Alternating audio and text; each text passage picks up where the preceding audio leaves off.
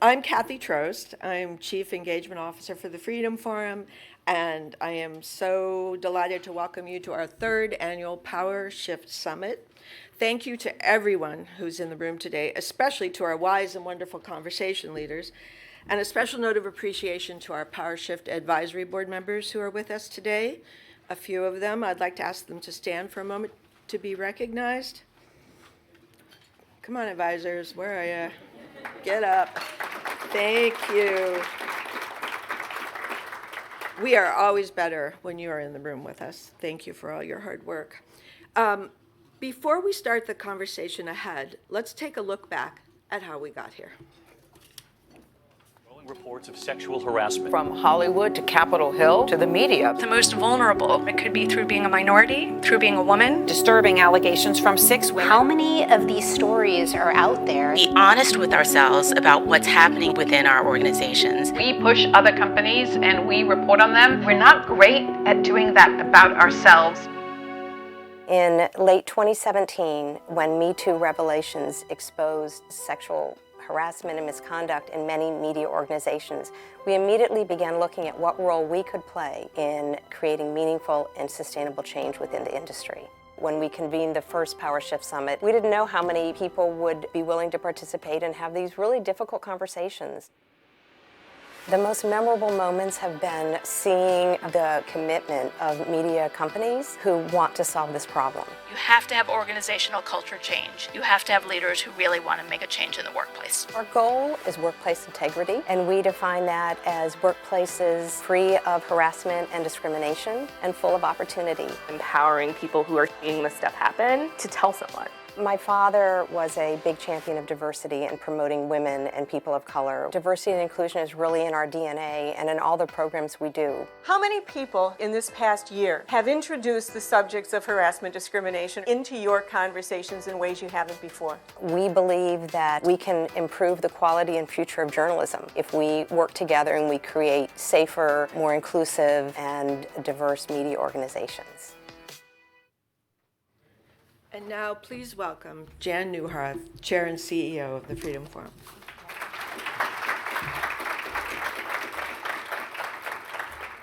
Thank you, Kathy. Good morning, and welcome to the Freedom Forum's new home on Capitol Hill. This Power Shift Summit today marks our first major program in our new space since the closing of the museum last month. It'll be the first of many events that we'll have here at the Freedom Forum as we continue our mission of fostering First Amendment freedoms for all. We launched the PowerShift Workplace Integrity Curriculum for media organizations and universities just 19 months ago, and that effort has now taken on remarkable momentum. It was designed by our Freedom Forum Fellow in Women's Leadership, Jill Geisler of Loyola University Chicago. Few people know newsroom culture, leadership, and training as Jill does. The Workplace Integrity Interactive Training is built on 3 pillars with 3 modules: critical thinking, courageous conversations, and cultures of respect and trust. We use a train the trainers model, and thanks to a grant from CBS, we offer the trainers workshops free of charge with a generous travel stipend. We've welcomed a wonderfully diverse mix of newsroom managers, frontline journalists, human resource experts, union representatives, journalism organization leaders, and university professors. The trainers return home with a complete kit of teaching materials, all designed to upgrade culture and to improve journalism. And our trainers report back to us after they've conducted the workshops at their organizations.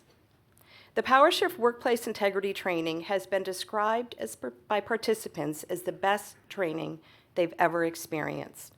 Why? Because it sets the table for meaningful conversations they've rarely, if ever, had in this way at work. We're proud to share a list of the organizations, now numbering more than 150, that have participated in our Workplace Integrity Trainers Workshops. We'll let that honor roll scroll as I introduce Jill Geisler. What she and her army of trainers have learned through these workshops brings us to the focus of this, our third PowerShift Summit. This time, we examine the power of allies. Please join me in welcoming our Freedom Forum Fellow in Women's Leadership, Jill Geisler.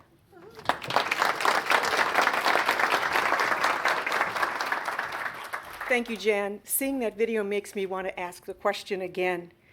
In the past year, how many of you have introduced the conversation about harassment, discrimination, or incivility into your workplaces? I guess that's why you're here, right? You know, as that scroll rolls on, it's pretty impressive. But as we have talked about culture through those workshops, we've heard from individuals who said, I want to be part of a good culture, but what can I do as an individual? And that led us to think about the concept of allyship. And we had a little bit to learn. So what we did was develop a curriculum called Do You Qualify as an Ally? And we built that on a listening session that we did earlier this year at the museum that was attended by the leaders of all of the journalism organizations that serve people of color, women, gay and lesbian transgender journalists, and journalists with disabilities. And what they told us led to the Do You Qualify as an Ally curriculum, with 10 major points of how power affects our perspectives and can blind us to some things, the impact of unconscious bias, an ally's obligation to be a learner and not expect others to be their teacher, which is why, by the way, you have at your tables a card that says Power Shift Book Club. And what we're going to do is ask each of you, with your own expertise, to recommend a book, a documentary, a podcast, something that you believe is worth someone's time. So fill that out and we'll collect them, and we're going to put those together. We also teach about the invisible work that's done and often not recognized. The work is done on diversity by underrepresented employees. We teach about the dangers of micro and damages of microaggressions, which aren't all that micro. Skills for courageous conversations, the need to challenge traditional systems and assumptions that can drive discrimination, how to measure what matters, and how to be a sponsor in addition to being a mentor. A sponsor is a person who puts himself or herself on the line to get something good for someone else in addition to giving them good advice.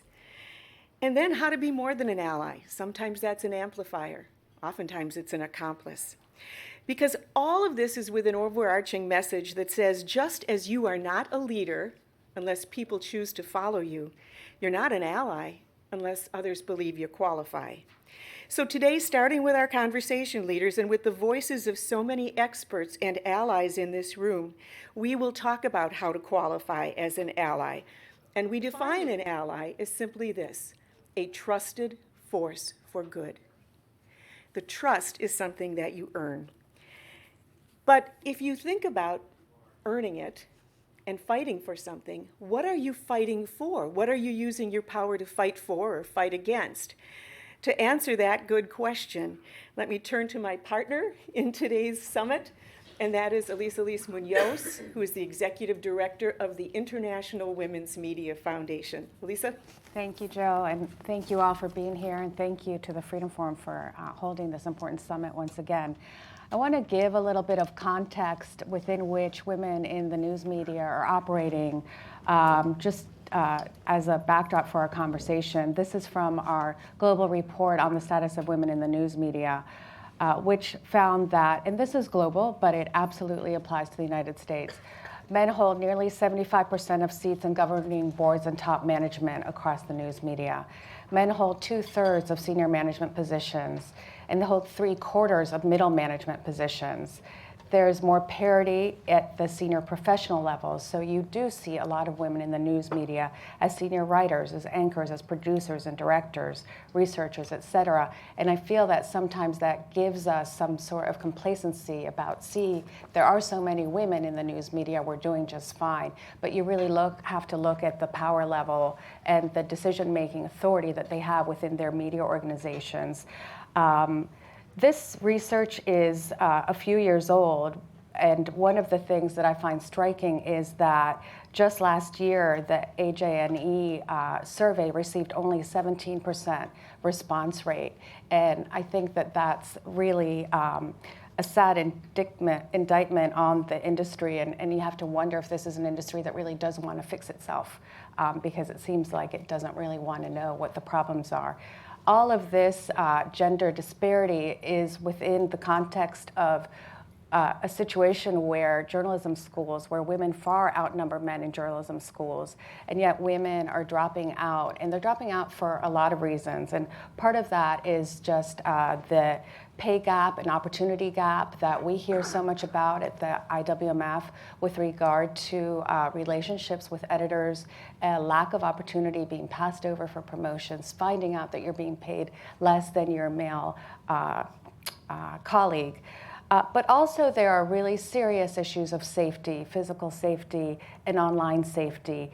And our latest research on online attacks found that women journalists, and especially young women journalists, are absolutely leaving the profession because of the attacks that they receive online every day. And I think that there are serious lack of resources across newsrooms to address this, a lack of understanding, and just a lack of awareness and a lack of willingness to address the issues that women are facing every single day that they open their computers and are forced to operate online because that is where their work lives. So that is a backdrop that we at the IWMF see being growing even more concerned when we're looking at especially the safety issues in the US, which we'll talk about later. So I think that if we want to maintain gender equity and diversity in the news media, which we all know is so important to the value of news and the trust in news, then we really have to take these issues seriously and have to support each other in coming up with solutions. So let's get to work. Just a reminder of our format. We are on the record. We are being live streamed. You're welcome to tweet or share anything that you hear today. I have to apologize on behalf of Lulu Garcia Navarro, who had hoped to be with us but has a family emergency. Lulu has been a very strong voice for Latino and Hispanic representation in newsrooms and in stories. I've been able to touch base with Alberto Mendoza of the National Association of Hispanic Journalists, who will certainly hold the fort for us on that topic as we enter into our group discussion after our conversation leaders begin. So with that, let's start, and you're going to be up. Kara Swisher and Walt Mossberg, we invited because they are really emblematic of the power of allyship. Now, Kara, you have written about yourself as a person who never entertained imposter syndrome. You've always had confidence in what you've done. In fact, you thought some of the people you worked for were pretty much dummies. Yes. Yeah, which, you know. Accurate. Yeah, so, and yet. They were. And yet, unlike women who have that experience, men or women who have imposter syndrome, you still benefited from a mentor, an ally, someone who went to bat for you, and he's sitting next to you. So what the heck did the guy do? Well, lots of things. I mean, you know, that's just a different personality quirk of mine, of liking myself a lot. And I think I spent a lot of time talking actually to women about it, and there's been a number of articles about me talking about that issue. In terms of claiming your space, claiming your power, claiming your quality of your work. It's a big deal for me. But having allies is critically important. I saw that from the very beginning of my career, that it was really important to cultivate allies that would really help you, mentors, both up and down the scale, not necessarily above you. Walt happened to be far above me at the time we met. But I found it to be a growth thing. What did he do? Oh my goodness. Like I met Walt when I was writing my first book on AOL back in the 1990s. He and I were the only people that I knew of that thought the internet was going to be a big deal. It was true though, trust me, when I tell you there was so much pushback about it. They called the internet CB radio and everything else. And I thought differently, and Walt was the only other person who was writing about it quite influentially and actually influencing public opinion about it. And so I went and interviewed him for my book. And we met at some basement Washington restaurant or whatever. And the minute I met him, we had a rapport that was really funny, not just gossipy, but just really, we had a mind meld essentially from the very beginning. And so we touched base throughout this entire process, you know, writing the book, and he was super helpful to me. And one of the things that was really amazing was how Walt was really the top tech journalist in the world. and had all the power that went with it and the influence and everything else. And he took a lot of time with me, who I was a young journalist. And I was later to find out with a lot of young women that were his, when he could pick someone to be his, to work with him, it was always a woman or so. He was always thinking about that way before anybody else was, because I think he understood what was happening and just said it out loud. And then I was working on my book, and he called me. I was out in Bluemont, Virginia for some ungodly reason. I lived there because it was easier to travel to AOL's headquarters. And he called me up and he said, would you like to work for the Wall Street? I was at the Washington Post at the time. And they were thinking of moving me to the White House. And I was like, no, thank you very much. And I think it was a good decision to this very day, including— Can we send you now? No, no, thank you. That snake pit of incompetence, no. No, although it would be interesting. So he called me, so would you like to work for that? Which was incredible, was the idea is he recognized talent. And I think I was really talented. It was very clear that I was onto something. And he got me the job, essentially. He called Paul Steiger, who runs the journal, but I had to move to San Francisco, which was a big shift for me and a big career thing to do, because I was on the upward track at the Washington Post. And then we were colleagues, and then I did that job and did a variety of jobs. And then another time we were just sitting around at one conference and we were bored out of our friggin' minds, and there were sponsors on stage, and it was just willfully a boring event. And they were just trying to make us sleep. And he was like, we could do this better. I'm like, we could do this better. And he's like, let's do this better. I'm like, okay, let's do this better. And then we took off onto a career of we did it together for 15 years, is that right? About 17. 17. Yeah. It's 17 now or something like that. But we started the conference business out of nothing because he was so entrepreneurial. And so just at every turn in the road, he was, even though we were not equals at the time, he treated me like an equal. He was only interested in talent, and yet he had an eye to understanding you have to give opportunity to women and people of color and everything like that but not making a big friggin' deal of it. Mm-hmm. You know what I mean? Like, it wasn't like, I'm so nice to women. It's like, thank you, we're half the population and a mother, so perhaps that's a good idea. And so it was really, he did it without a lot of bragging about it, without a lot of thinking about it almost. It was just in him, and it was so unusual at the time because— So you never felt patronized? No, not at all. So in 2018, you presented a Livingston Award to Walt at the University of Michigan, the Knight Wallace Fellows. And I watched a video that a number of former employees and colleagues of his had put together. And Walt, one of the things that they described was something that I thought was a masterful strategy on your part, which was you had access to meetings with very powerful people, and you would invite women or traditionally underrepresented people along with you to get them a voice. But you didn't just bring them along as your helper. They were in the room with power. Why? You tell us what you did and how you did it. They were colleagues of mine. They were writing partners in many cases. And they were the age of my children, to be honest. They also happened almost entirely to be women. But that was less important than that they were doing the work and doing the work well. And you can't, just like there's a million things that we all know that have been written about a lot that you need to succeed. You need to be able to be in the after work meetings, for instance. You need to be able to be in a variety of rooms. Well, one really important room in the job I had was to be in Steve Jobs' office, to be in Bill Gates' office in those days, to be in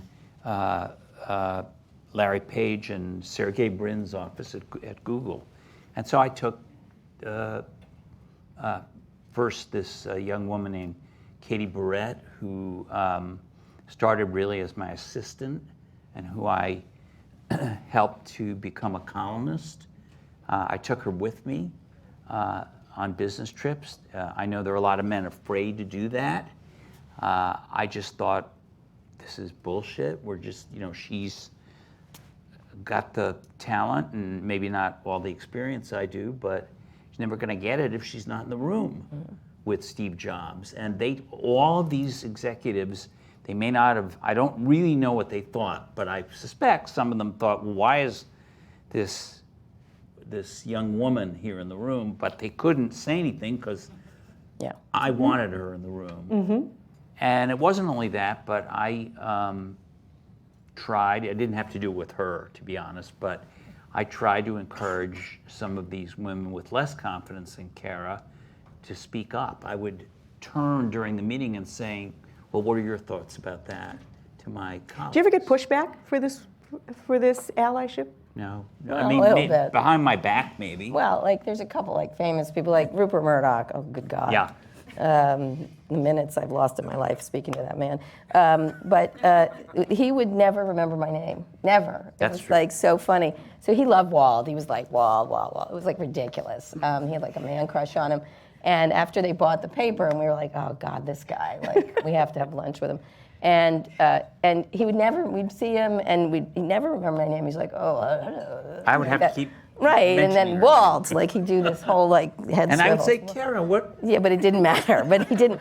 So he didn't know my name, like, right? And Walt's super polite, and I put up with it maybe 3 times, and I finally turned to him like the 4th time when he was doing the same thing, and I said, listen, you don't know my name, do you? I think you don't, and I'm not going to make you say it, but next time I come, I need you to know my name. Thank you very much. And he was laughing, like nobody would have put up with that. It was higher ranked, right?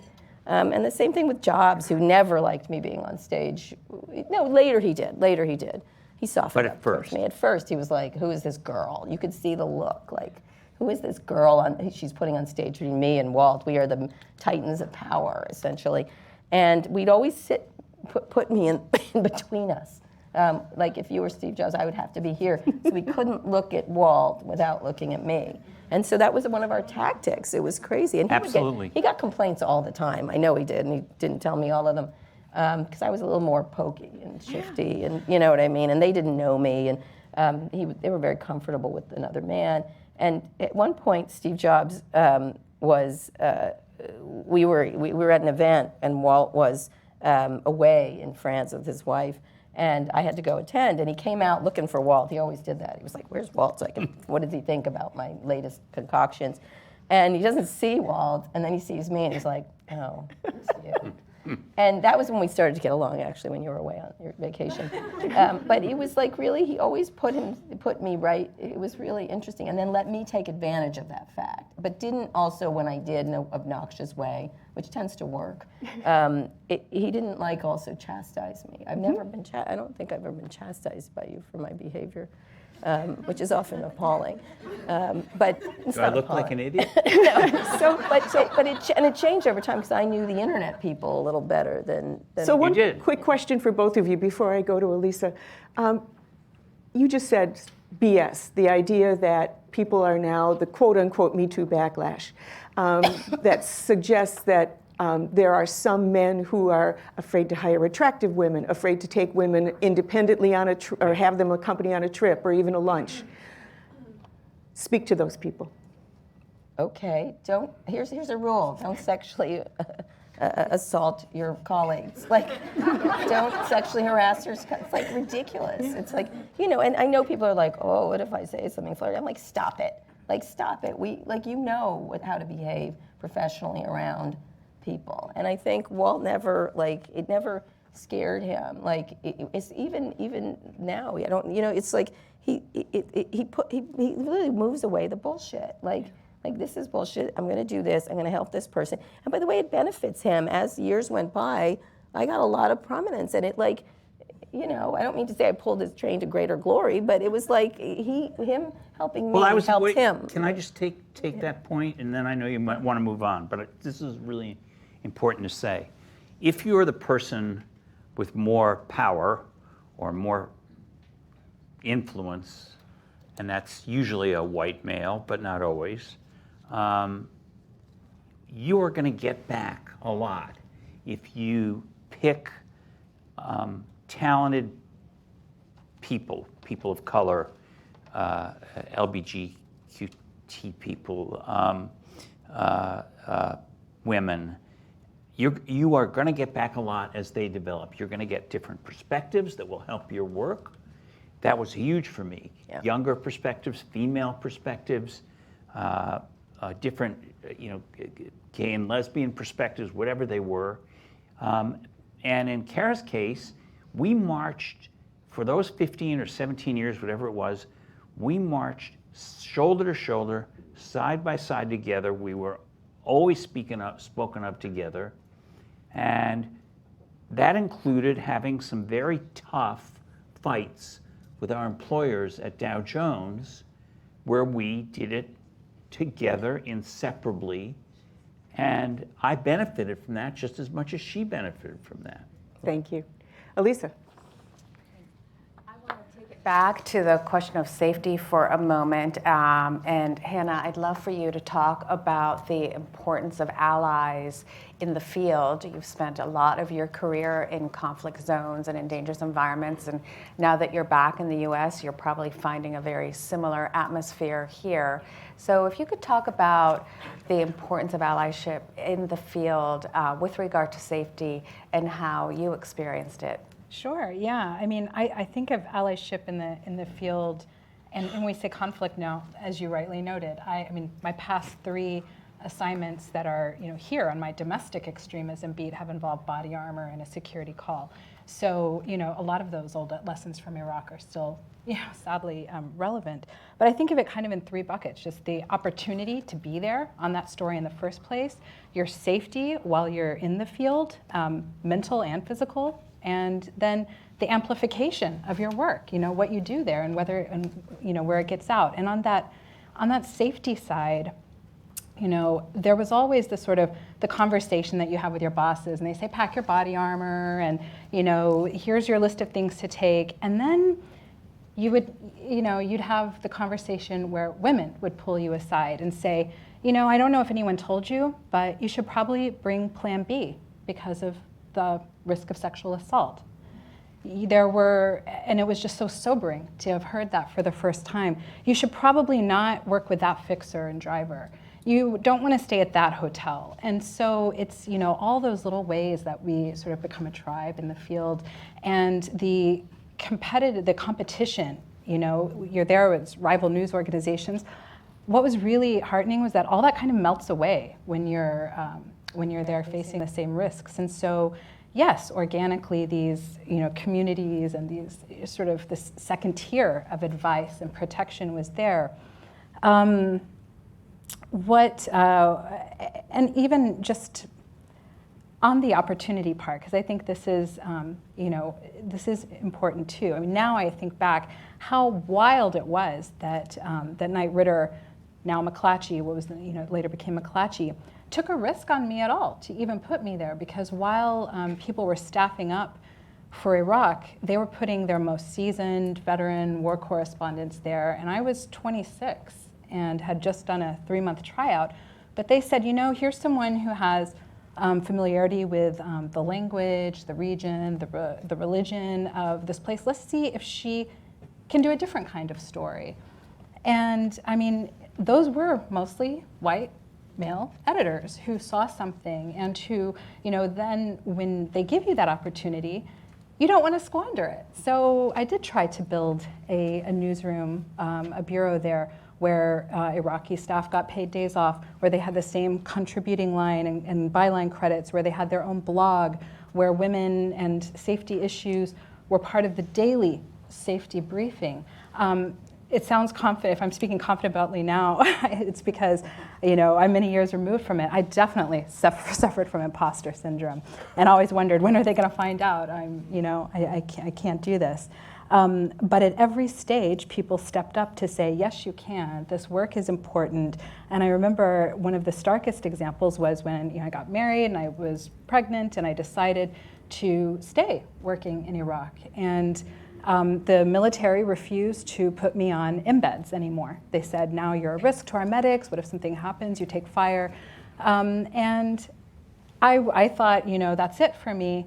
I'll have to just sit home doing kind of the news file. And instead, women in the Baghdad press corps, led by, I think, Rebecca Santana from the AP, wrote a letter saying, absolutely not. Today it's her, tomorrow it's us. And fought for that opportunity and fought to say, her safety and security is a matter of her personal, business with her editors. And so, I've always taken those lessons and just tried to, if I've been given leadership roles in subsequent bureaus, Cairo, covering the Arab Spring, covering, Libya, Syria, and all those things, I mean, it's just, we have to have that same level of attention to safety now as we did pre-2003 Iraq, which I think we've seen it ebb and flow.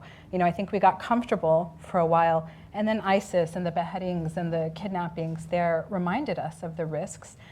And now I think there's a risk as we shift to covering kind of domestic groups and domestic extremism that, we have this, that safety stuff that's over there, when in fact it's not. It's here, it's online. As I said, body armor for my past 3 assignments, which were Seattle, Richmond, and Idaho. Yeah. Well, you in effect have now become the local reporter that you were supporting and hiring and being an ally to in Iraq when you hired so many local women to tell the local stories. I think it's important to talk a little bit about why you did that and how you think it impacted coverage from McClatchy. Sure. Well, I mean, I knew our little shoestring bureau, we're not going to match the AP. We didn't have the source and access of, say, the New York Times. But what we had was real on-the-ground familiarity. We had a kick-ass team of Iraqi staff members. And when they saw that they could come to my bureau and they were going to get bylines, we had a whole blog created just for Iraqi Voices called Inside Iraq. We had 3 subsequent Arab American women bureau chiefs running that bureau. I mean, it became a destination for Iraqi staffers. They came from New York Times. I remember having a conversation with someone from the Washington Post saying, quit poaching our Iraqi staff. And I said, no, this is not, they can come. They saw a better opportunity here, so they come. And, it's sad to see some of that, going away with the closing of foreign operations. But I do hope that if anything, if we contributed in any small way to that more equitable sharing of coverage and the recognition that local staffers, you don't get to go in and suck up their knowledge and contacts and have a single byline on a story. That's theft. So if we contributed in any way to changing that culture, I'm really happy. And then just you mentioned we hired a lot of women reporters, Iraqi women, and they came to our bureau because we weren't going to sit and make them translate the headlines all day. If they wanted to be out in the action, they could. If they wanted to translate headlines all day, they could, but there was the opportunity for them to do the combat type stuff. Yeah. And yes, and IWMF, all credit, this is one of my first experiences with IWMF was when IWMF recognized 5 or 6 of the Iraqi staff, Iraqi women staffers from our McClatchy Bureau with the Courage in Journalism Award. And I'm proud to say our bureau won a lot of awards, but that one's the one that means the most to me. Oh, thank you. I want to talk just very briefly about the contentious situation here in the U.S. in journalism and the experience with your colleague, Mary Louise Kelly. And if you would talk a little bit about that and the importance of the support that we have read about from NPR and when you have found yourself in similar situations and the support you've gotten from your employer. Here's who Mary Louise Kelly is at NPR. So a year ago this week, I got laid off from BuzzFeed News in that really bloody week for digital media. And I was like, oh, what am I going to do? And I had this opportunity to reinvent myself as a radio journalist. Again, landing in NPR, imposter syndrome kicks in immediately. I don't know all these radio terms, and I'm the only woman and only person of color on the national security team. And over to my left is Mary Louise Kelly's office. And I was like, wow, she's so cool. Look at all the Russia posters in there. Hashtag goals, like she's amazing. And then so I'm sitting there in my first week, nervous, and then I see her glide through the newsroom. And I was like, wow, she's amazing. How does she stay so poised and on top of stuff? And then I realized she's making a beeline for my desk. And she comes and she says, Hannah, I wanted to personally welcome you. If you need anything, you know, I have a national security background. I'm so glad you're here, and what you're doing is important. And in that moment, I felt 10 feet tall and, you know, bulletproof. And it was just meant a lot that a host of her caliber would come over. Now, I'm not special. She does that with every woman, with pretty much every journalist in the newsroom. And so that's why when you pick a fight with Mary Louise Kelly, you know, you're picking a fight with all of us, I would say. And I think you've seen that in the way that my colleagues, you know, I'll let the company speak for itself on the official response, but I can certainly say that you've seen organically the tweets and the personal stories. So yeah, I think that that's who she is. She takes any opportunity to amplify the voices of women in our newsroom. She just took an all-women reporting team to Iran. That's who she is. And so, you know, if you're going to pick a fight with anyone in that newsroom, she's not the one. Thank you. You know, Thank you so much, Hannah. John Lansing, who put out a statement immediately in her support of her, along with Nancy Barnes. John's here. Perhaps we should send a message to Mary Louise from this room right now.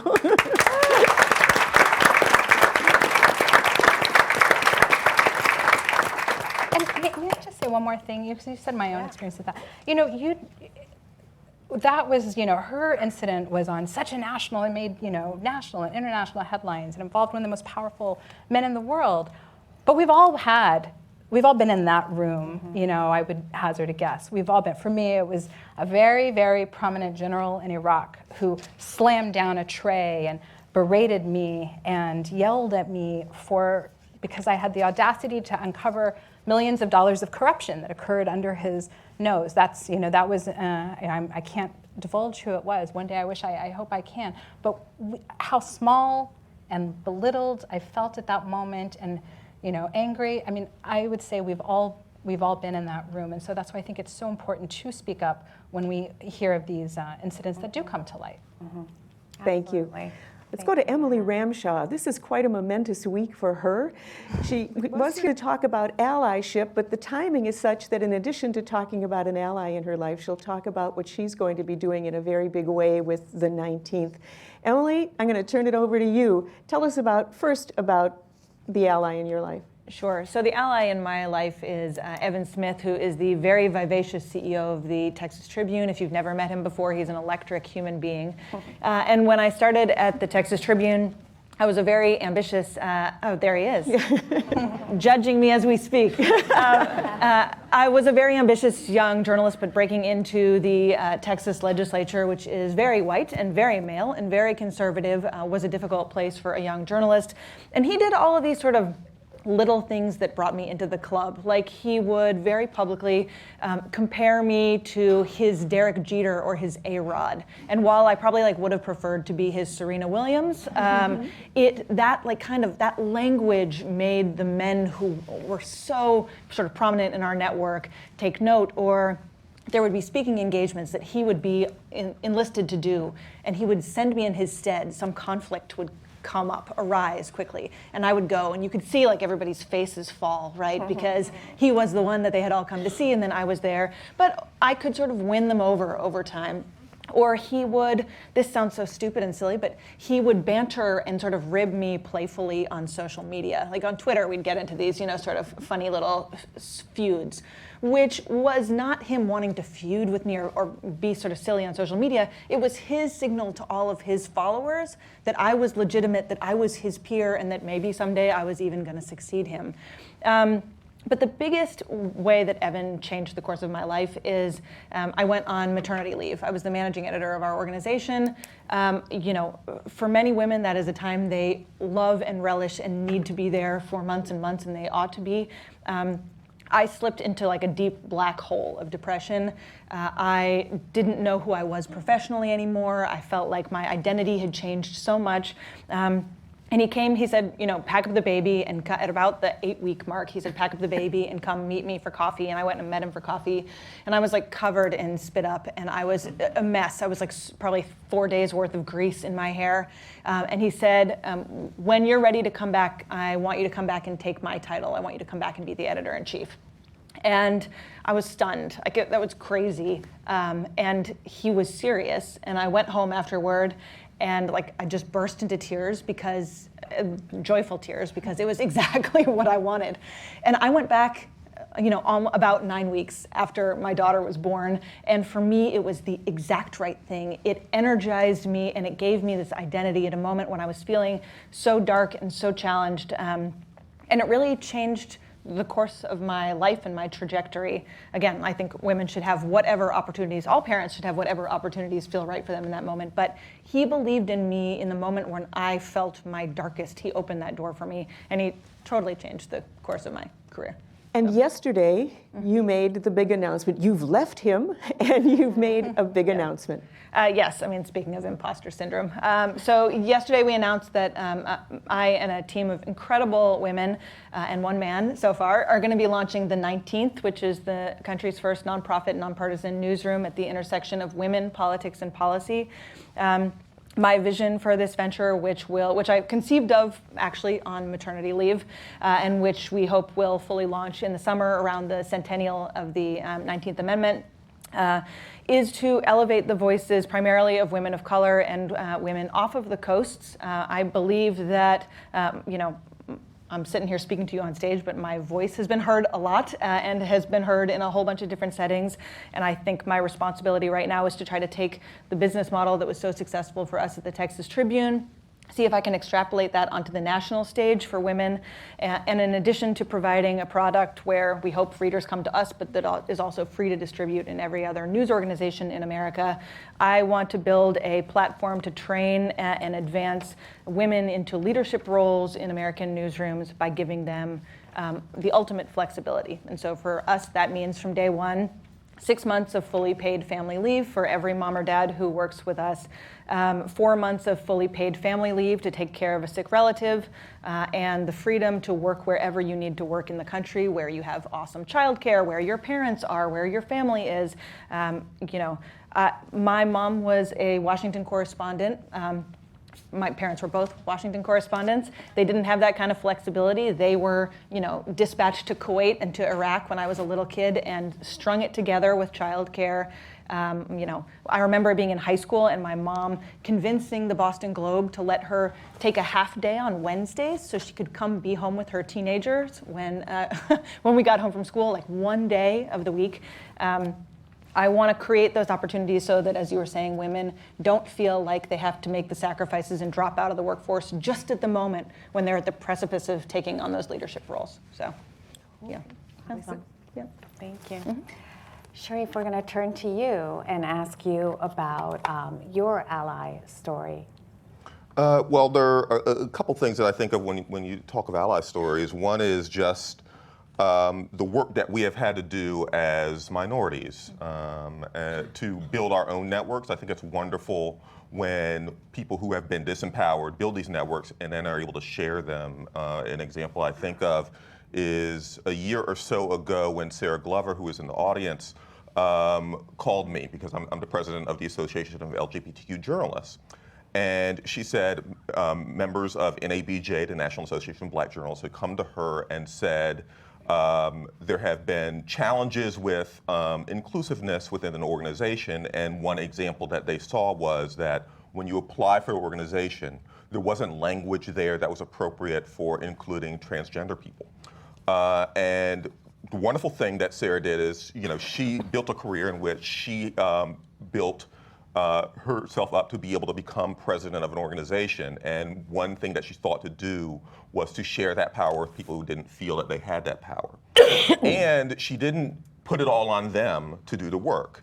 And when she called me, she wasn't putting it all on me. She said, look, our members have done the research, I've done research, and I'm coming to you as part of essentially a reporting mission to be sure that when we do launch this new language, that it is inclusive and that we're not missing something and that we're not making a misstep. And did that as just one signal within an organization that has been evolving and that I've been a member of for my entire career. But to signal that more people are welcome in this effort to diversify our industry. And so I think that when we're in a room like this of people who have fought the good fight, and have gotten into positions where they may have some semblance of power, that is important to share those networks, share those opportunities, and share those lessons. And so I see that as key allyship. Yeah, I think it's so important to remember that allyship isn't just about gender, that it crosses all underrepresented communities. Can you talk about a pivotal moment where you felt that your relationship with your ally really got you to the next level? I've had a number of allies and sometimes we call them sponsors in my career who have essentially bolstered me in times of my personal imposter syndrome. And one I think of when I was working for regional news organizations was Marty Kaiser, who was the editor for about 20 years of the Milwaukee Journal-Sentinel.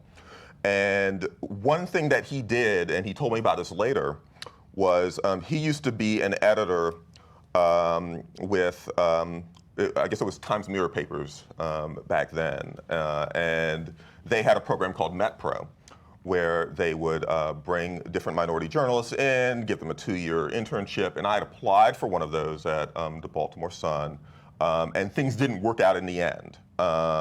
But what he did every year, apparently, when he was in Milwaukee, was he would call the editors at Times Mirror and say, okay, so who else you got? Who are the people you didn't take? And give them opportunities. So I ended up working at the Milwaukee Journal-Sentinel for about a decade. And an opportunity I think of when we talk about allyship is he would tell me and young women in the newsroom to say, hey, you're going to come up with our mobile strategy for this year. And you need to do the research around the room to come up with it, and I'm not going to give you any guidance on it. You just go do it. And he would check in every few days. I mean, he needs to make sure that it's solid, right? But he would come every few days and just say, and interview us. And just say, how are things going? Are things good? Maybe nudge in a direction, but not direct it. And we would then have a meeting with the publisher.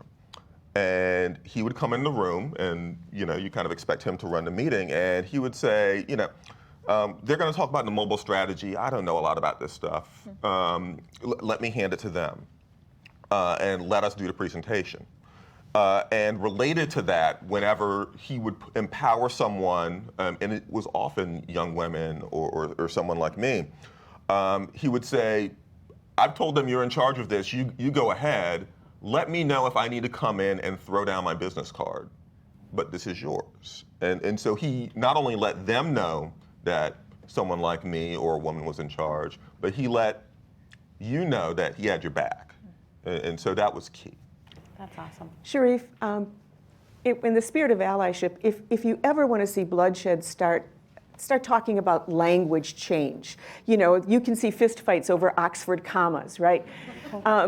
If people want to be allies to members of NLGJA, and we are now talking about language changes in pronouns, in the use of the term they, the copy editor in lots of people is saying, oh, that makes it confusing to me, right? What do you want them to know?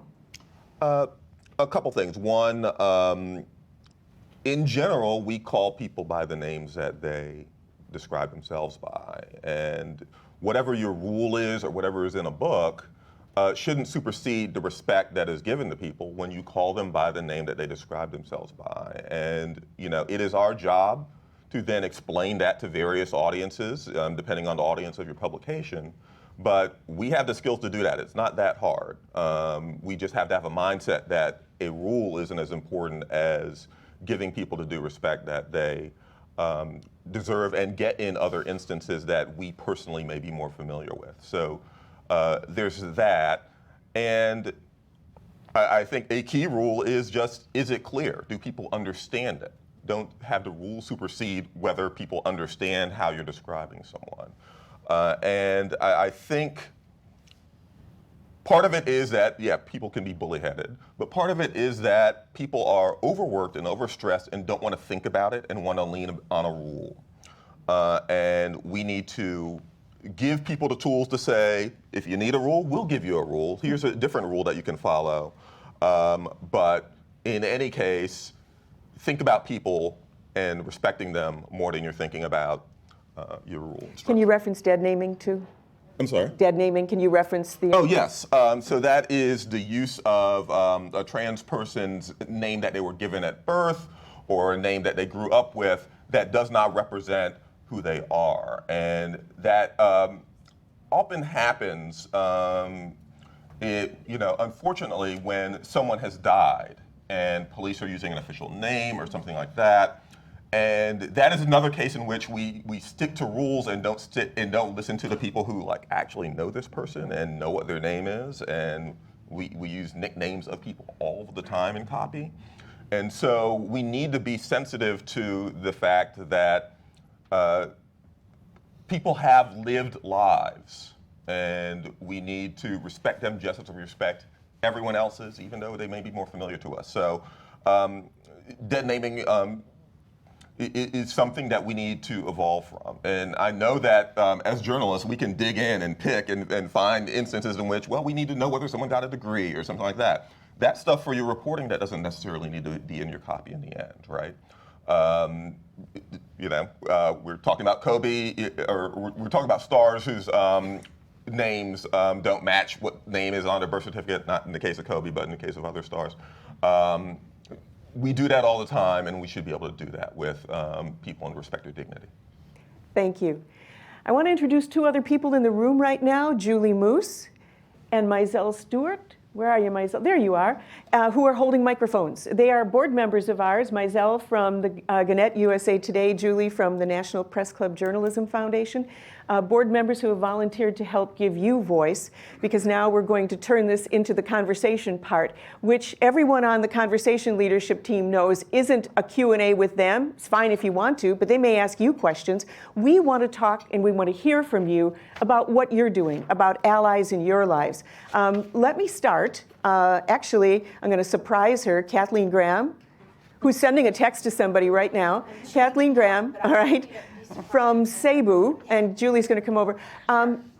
So it's my understanding that in the past year, the programming, the focus for the Business Editors Association, which you lead, was pretty filled with this conversation.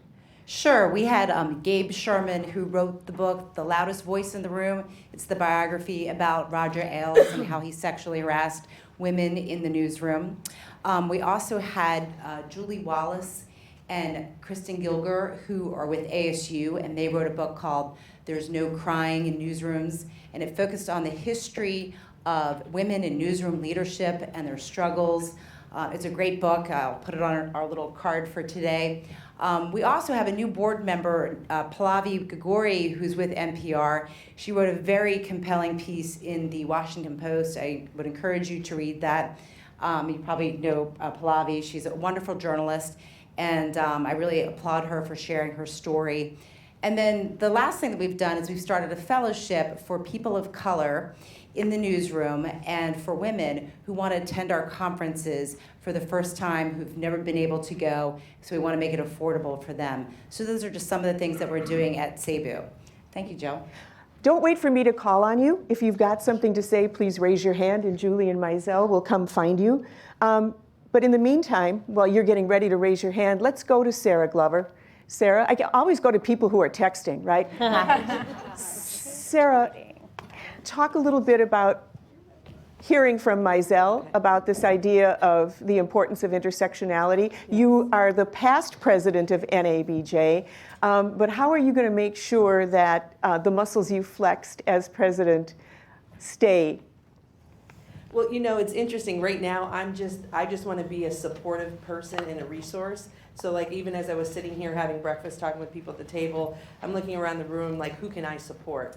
You know, I think leadership, sometimes we think about like a title, or you're the head of the organization, or you're writing the checks, but we're all leaders. Could you hold that up? Thank you, dear. We're all leaders, and we all should consider ourselves leaders. And sometimes being a leader is being the person to support the next leader, support the people who are in the process of becoming the leaders. I don't necessarily see myself as running, quote unquote, a company or a media company or a venture, but how can we all support all these people in this room, because all these people here today were brought together for a purpose to have this conversation, so we're all able to plant the seeds. So for me, a lot of conversations have been happening offline, and it's good not to have the bullseye on your back and have to be like in the news release on the major issue. But I'm stirring the pot in my own way, but in a positive way. And how can we continue to support each other? Because I think at the end of the day, that's the most important thing, is support. Because I appreciated the conversation about parenthood, and God bless you for sharing it. As Hannah was walking up on stage, I gave her a tip: make sure your young man can do his own laundry by the age of 13. Like, I have tips till tomorrow morning about raising a young man. But no, truthfully though, that's what we all need, and it's not just moms in the newsroom, but dads too. Parents come up to me and we're just saying these things, so we have to root each other on, because you can do it. And my tip for working parents in the newsroom is just like, take it one day at a time, literally 24 hours at a time. When you get too far and you think about what's college look like, what does high school look like, it becomes like a mush, and you're saying to yourself, I can't do this. But you can do it. You can do it well. You can be the executive editor of the Texas Tribune. You can do all kinds of great, wonderful things. So at the end of the day, let's lift each other up, because everybody has a struggle. It doesn't matter where you are in the Richter scale of your career. Everybody needs to be rooted on. And I think as in terms of what Sharif said, thank you kindly, because I was very moved that you mentioned that. And again, the pot stirring, it can be a positive pot stirring. It doesn't have to be, a negative pot stirring. And how can we all, kind of support each other? So, and when you're known for supporting people, then you get help. Because I can recall in the past year, Sarah posting on Facebook that her son couldn't find housing when he started school in the Bay Area, right? In Oakland area. And so she put it out on social media, and suddenly all of these people were sending you.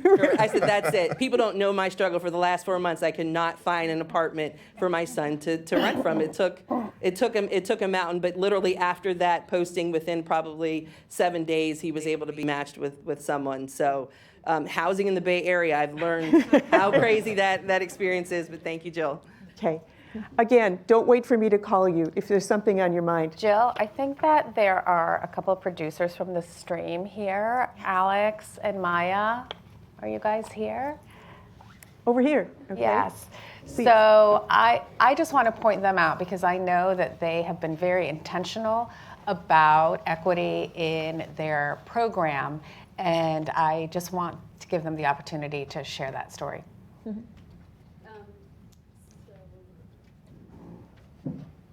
In 2017, we have a show that's live on Al Jazeera 4 days a week. We do 208 shows a year.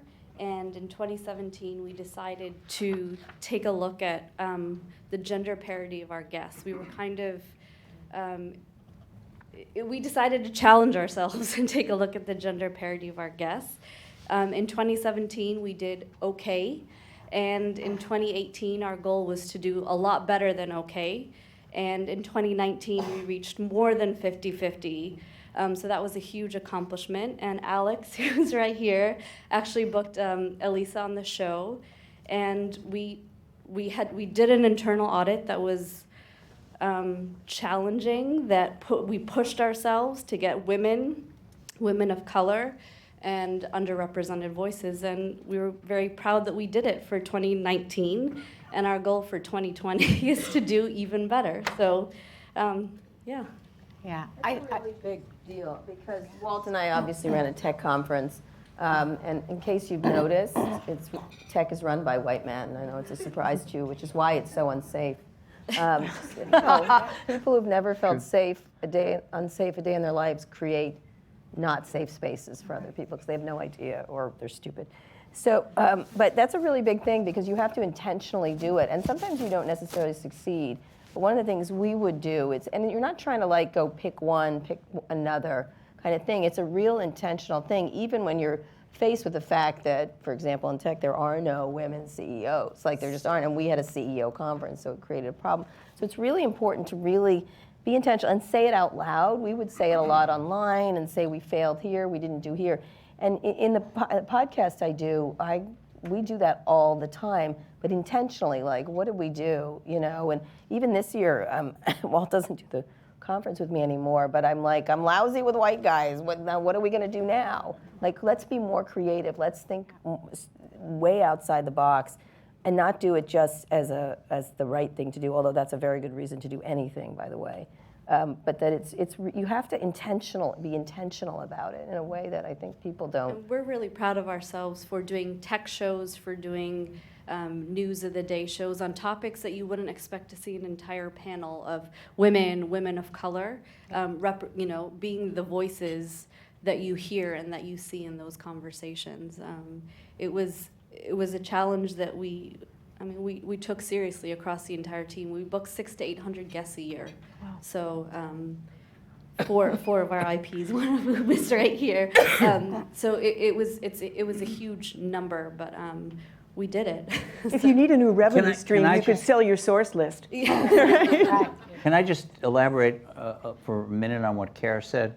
So we decided to make this conference very, quote, prestigious and have only CEOs, and quickly realized that it was going to be all white men. And, so we found the only black man that was running a tech company, quickly had him, found the only 2 or 3 women, we had them, and then we ran out, and we did not have trouble getting really world famous white men to come. We spent, I would say, half of the time of our speaker quest every year, and we didn't have hundreds, we had maybe 17 at a time every year. We spent about half the time trying to find women. And finally, and it goes to what somebody else here said about when they were talking about naming conventions, we just changed our rule. We just said, okay, we had this rule that has to be CEOs, but it's we're not getting women, so we're not going to restrict it to CEOs. And if we found interesting women, we would put them on stage, even if they weren't CEOs. And I know that doesn't sound like a big deal, but if you have a product and you say, this is what we're offering you, and you suddenly decide you have to change it for the sake of diversity, I think you have to do that. Yeah. I mean, the other thing that we learned too is that those voices are out there, changing the rules where we need to, and then those voices are out there. So spending that extra hour, 2 hours, days to find those voices that might not be the most obvious choices. That was really big for us, and that was an effort that we made across our entire team, that we weren't going to rest until we found the woman of color, the person with different abilities, just so that we could amplify their voices, their experiences, and we weren't talking about them, we were actually speaking with them and engaging with them in conversation. Bravo. Yeah. Just because Lulu's not here today, she's done something similar at NPR, and there are more formal ways we're trying to get more, be more inclusive about who's on air. But Lulu, on her show, she has an actual flip chart set up in a whiteboard in the office where she is extremely intentional, counting how many, where, what kinds of stories, were were people of color brought on for stories that have nothing to do with race, those kinds of things. And, while it's her own personal, initiative, it also sends an unspoken challenge to everyone in the newsroom. What are you doing? What about your show and your team? And so I just think the way she's done that has been so, open and inviting, and it's kind of a nudge to everyone. And they do a critique. I was with Lulu and the Weekend Edition team, and there's some young producers on that team who are learning. And when they were talking about the culture of that team, they said, what we really love is the whiteboard exercise. Yes. And Lulu kind of looked at them and said, you do? You love it? Yeah. Because she wanted to make sure that, that it wasn't just something that they felt was imposed on them, and it meant so much to her to know that it was something she was passing on to the growing producers that she had working with her. And again, if she were here, we would be talking about that. But to that point, yes, Jill, let me bring in Alberto Mendoza from the National Association of Hispanic Journalists. Great. Thank you. Buenos dias. I think for NHJ, and first of all, I'd like to say I don't feel comfortable representing all Latinas, so I consider myself an ally. But we've had to make some changes internally for a couple of reasons. Some are intentional, and some are just because of the changing times. I'll give you an example that this year we're going to try offering childcare for training for our members. We figured, if journalists really need these trainings, and one of the reasons why they can't go is because they need childcare, we should make that easier so that they're not punished for coming to these trainings. And we're going to Will that be at the convention too? we're going to test this year so we can offer at our convention the following year. Also, this year, the last couple of years, we were dealing with some allegations of misconduct that happened at one of our conferences.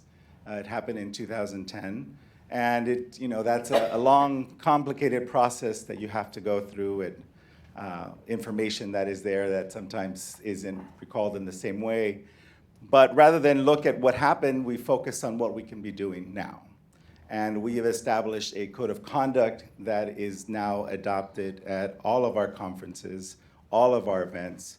We are requiring then all of our chapter leaders, all of our board members, staff, anybody in a leadership role attend a training on anti-harassment. And we've brought on a team that is there in person live. It's a former member, and she's established this organization called Vita Activa. And they're there on call. Heaven forbid something else happen, but they have the information that they can go to privately. And then if we need to take action or take further activity based on that, then we will. But we want to be able to create a space where nobody just stays quiet anymore, and that we're not adding to the traditions of what's happened, especially in Latino culture. And last, I will say that the project that we're very excited about that we launched late last year is called Palabra. And Palabra is our own NHJ multimedia platform that will focus on creating original content. And the trick here is that we are going to be leveraging the talent that we have from our freelance members who don't have work, or sometimes freelance leads them out of the industry. 60% of our membership are women. And so we make an intentional point to make sure that we are hiring women and that we're looking at the stories about our communities written by these women to make sure we keep them in the industry. So it's a combination of a lot of different things, but I think they will make a difference. But you have to be intentional, and you have to be forthcoming in making sure that you realize this is a priority and this is something you have to do. Thank you. Talking about safe space at conferences, tech conferences in particular have had a reputation of needing to have some standards, and now the tech conferences have, in fact. Different tech conferences. Ours is the most boring tech conference in that regard. We never. Maybe one drunk VC I had to tell to leave. I mean, I think remember that one? Yeah, I do. Yeah. We called his boss. That was great. So good. It was a woman. It was great. It was so fantastic. Sadly, he got fired. Not really sadly. But you have to. You were talking about the idea of doing it because it's the right reason, or trying to do these initiatives. Sometimes one of the things I think that's hard is the uses of power when you have it. I think a lot of people don't want to use power when they have it, and they want to make sure everyone's along and let's get some feedback. And I think sometimes, let me tell you, people in power that I cover don't hesitate for a minute to use that power they have. I think sometimes we pretend like that we all need everyone to go on. Sometimes I would, especially Walt and I would make decisions of, I remember the Ellen Pao trial. Yeah. I wanted to cover it with several reporters. It was about sexual harassment. It was the first real sexual harassment issues. It was not sexual harassment, it was gender discrimination. Gender discrimination. In Silicon Valley. And At the biggest VC firm in Silicon Valley. And one of the things we did was we're going to cover it this way. And we knew, there was questions of how we should cover it and this. I'm like, and everyone was weighing in. I'm like, you can all talk, but that's how we're doing it. We're going to do it that way. And so I think that's what you have to do. You have to, when you have power, you have to say so. And in another case, when we were hiring, I don't think you were there, Walt, I was like, I want a pool of diverse people. If you don't have a pool, did your thing just do a bumba? Early adopters. Some things never change. When we were hiring, I was like, there were people that were doing that. I wasn't running this anymore, but I had power, right? And they they were like, well, we're having a hard time. I'm like, well, you're not going to get to hire anyone then. It's going to be super hard to do your job without a staff. And they were like, well, it's really hard. I'm like, oh, too bad. You're not going to get to hire until, like, you can impose power on people to do the things and not have to wait till people go along and say, literally, nobody in big that are really powerful ever hesitate. And Can I just say one more thing? Because on the same point about power and kind of how you spend your power, those are all great examples, and I was involved in some of them, and I completely agree with her. But I personally felt, individually felt, and then eventually collectively with Kara felt, that you spent your power down. In other words, you built your power up. Maybe you were lucky. Everybody was, not maybe, everybody who gets power, there's an element of luck in it. There may be an element of talent, merit, but maybe just there's luck in it. Anyway, you get this talent, this power. And at some point in your career, and not when you're my age now, but way before that, you have a responsibility to spend that down, to put down that business card, as somebody said.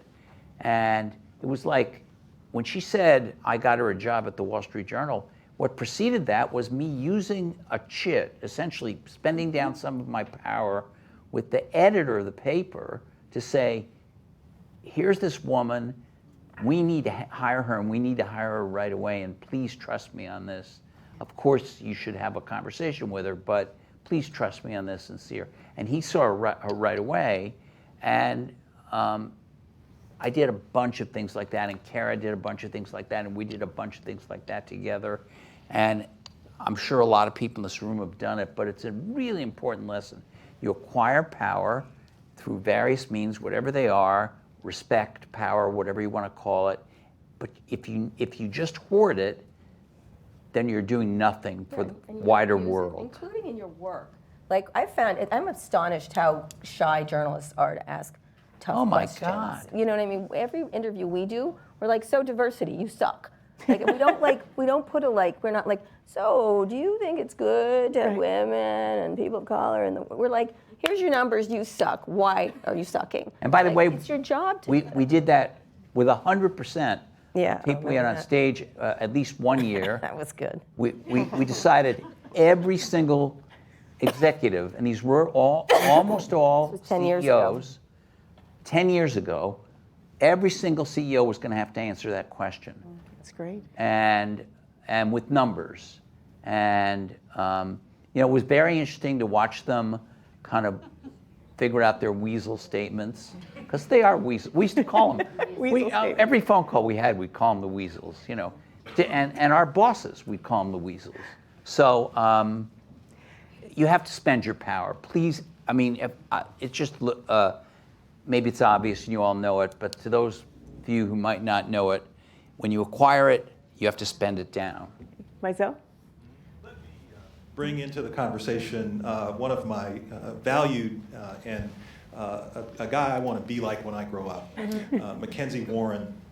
Mackenzie runs training programs for Gannett and the USA Today Network, and I've asked him to share a couple of thoughts about intentionality when it comes to allyship. Well, thanks, Mizell. And intentionality is what we are all trying to do all the time. We have a purpose for every act that we take, and it's in the service of something further on. So for professional development, we have this huge deficit that we have to overcome that the people on this stage have described and that everybody in this room understands, and that is that the journalists who work for us do not accurately reflect and describe the communities that we are trying to serve. And so we can't truly reflect the entirety of the community. We reflect a very sort of narrow, deep, but too narrow perspective in our communities. So we have this program called Emerging Leaders, which is for 1% of our employees. And people who get 1% opportunities really look like me. Like if there's a Venn diagram of privilege, all the circles come down on top of people like me. And so we need to be thinking about who gets those opportunities, who's in that 1%. So we're going into our 5th year of our Emerging Leaders program. And this is a program designed to give people the skills and opportunities they need to be the executives leading local news organizations across this country. We're going into our 5th year. In that time, we've retained 92% of the people who have been in that program. So think about what are the churn rates of the employees at any news organization in the country. Over the course of 5 years, it's not 92%. But because they're getting these opportunities, they're sticking with us, they're moving on. 2/3 of the people who have been in those programs have now been promoted, earned their promotions, not been given their promotion, but been promoted to be local news executives across the country. So we're bringing these people along, they're coming along with this opportunity that they hadn't had before. So we measure what we value and we value what we measure. I think it's really important to put numbers to describe what our progress is. So we have way more progress that we need to make. But one final statistic that I want to share with you that I think describes a little bit about the systematic way that we've selected the people that are in this program. We were just at the Poynter Institute with the first 3 days of this year-long fellowship in October with 35 people in the room. I looked around and discovered, I run the program, so I should probably have known this before, but I discovered that 32 of the 35 were women. And that wasn't something that we set out to do, but that's something that reflects all of the different people all along the way who are nominating people and picking people to go into this problem, obviously are taking into consideration. They reflected a lot of other elements of equity and diversity and inclusion, perspectives of political upbringing, their socioeconomic disposition, other things that you can't necessarily see on a spreadsheet, like what language do you speak or what color is your skin, although those are important things as well. But I thought that 32 out of 35 measurement was something that spoke to a deeper and longer standing commitment that we could be proud of, but that we need to build on. Thank you. I was going to say, I think what you were just describing is critically important, and it's actually a concept that Mizell described to me a couple of years ago. I mean, the challenge is, yeah, you can have people come in the front door, but they will leave that front door if they are not tapped and given those opportunities that traditionally have been given to other people. Mizell was describing, there's so many people of color and women who come into news organizations, and their bosses can see, man, they're about 18 months, they're about 2 years, they're about 3 years from making that jump to the next level, but they never tell that person, and they never include that person in their networks, and therefore they're sitting there thinking either they're failing or they're just not getting anything out of being in the industry, and they leave. And so it's key to develop programs like the one that was developed by Gannett. It's key for minority journalism organizations that have emerging leaders programs. It's key for the News Leader Association, which has a program like that, to keep it going so that people know that there is a space for them. They learn to not have imposter syndrome because they learn that everyone except Kara has imposter syndrome, including their own bosses. And so it's, this is what, as an industry, and in fact, when we have these programs, it's key that executives know that and don't go around saying that there isn't talent in the industry, because there is, and they're coming out of these kinds of programs. Sharif, let me add one thing. When I work with managers, many times they will say, well, people say we don't get opportunities, and I give them opportunities. I send them out on stories, and I say, on big stories, and I'll say, have you told them that that's the reason you are sending them? Because unless you put the frame around it that puts yours, you've got to make a commitment. You can't just assume they read your mind, that this is a test of their ability to take a stretch assignment. And so be more forthright about what it is you're doing. How to do mentorship properly is really an art. I have to say, it's a really interesting thing that used to be in newsrooms a lot, like at the Washington Post. I started off delivering mail at the Washington Post, and it was due to mentorship that got an opportunity that people gave me that brought me up. But the idea of mentorship and doing it doesn't exist. And even if you don't have a big program, sounds like a great program like that, you really have to do it. Because I'm sort of shocked sometimes by how people are just left adrift in newsrooms. A lot of people, yep. But they recruit them in and they're like, oh, it didn't work. And it's like, did you do the right things? And it always struck me like like right now, the staff in the New York Times tech section are Recode reporters, and if they're not there, they're at the Bloomberg, and they're the stars there. And it's because we spent a lot of time like mentoring them. We spent an enormous giving them up, pushing them out, and talking them about it. And that's something that they always like, oh, we recruited this many people, but then they do nothing to keep them there and understand their unique problems. When I teach managers about feedback, it isn't just about praise and criticism. The definition I use is information with intent to influence. And if you put that to everything you tell somebody, how much information is in what you are giving that person in a mentorship or in feedback or a critique? It's intentional. What are you intending to do? And what are you trying to influence with it? And then tell the person what you're trying to influence. Can I also just say, and again, it's great that these programs exist, but people have to take this on an individual basis. When I was much, much younger, and I was in a sink or swim kind of news bureau, it was the Washington Bureau of the Wall Street Journal in an ancient time, because I'm very old. And I was kind of, I wasn't a big deal, but I had succeeded or passed the first couple of hurdles. And I saw new people coming in who were really smart and really good, and they had, just like you said, they had never been told anything. They thought they were failing. I saw them leave or wash out, of the business. And in the minds of the older managers, well, they washed out because they just didn't, And so I, without telling anybody or asking anybody, I'm not trying to brag, I'm just trying to give an example.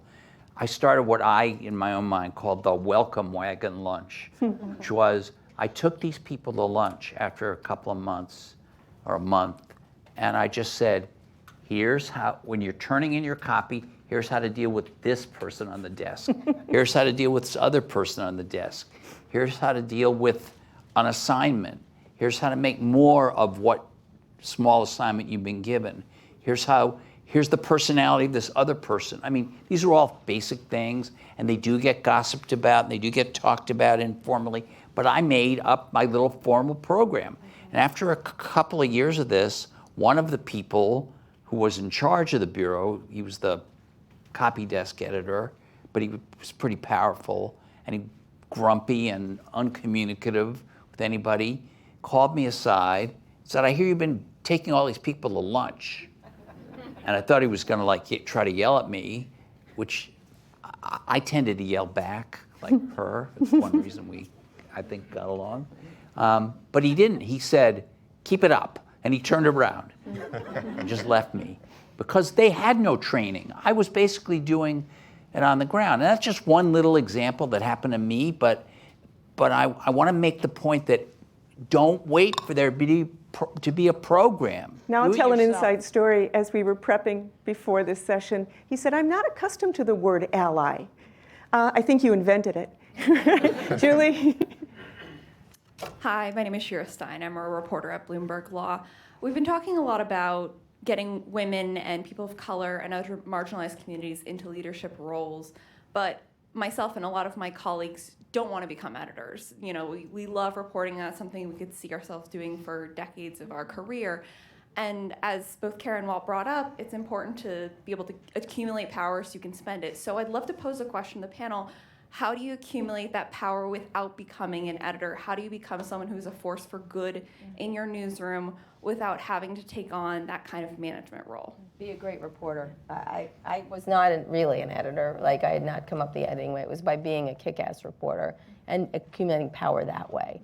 You know what I mean? Be excellent, and no one's indispensable, let's be honest. But you have to, if you're a kick-ass reporter, you can have a lot of influence, I think, everywhere, especially today, because now, Walt wrote this the other day, the reporters are more brands than ever. People read this person versus this person, whoever you happen to like. And so I think the editors at traditional news organizations do not have the power. Look at what happened the Washington Post with the Felicia situation and Marty Barron. So it's just people inside the Post are like, what? And then other people are like, I agree. You know what I mean?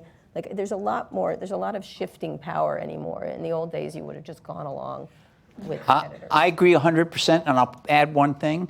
And maybe this isn't true anymore because, remember, I'm old, as I've said before. God, what did you cover, the Garfield administration? But there was a president. Not only can you acquire power by being a kick-ass reporter, but you can get paid better. Yes. I mean, at some point, I began to get, this is even before Karen and I started our own ventures at Dow Jones. At one point, I began to get paid better than most of the editors without having to be an editor.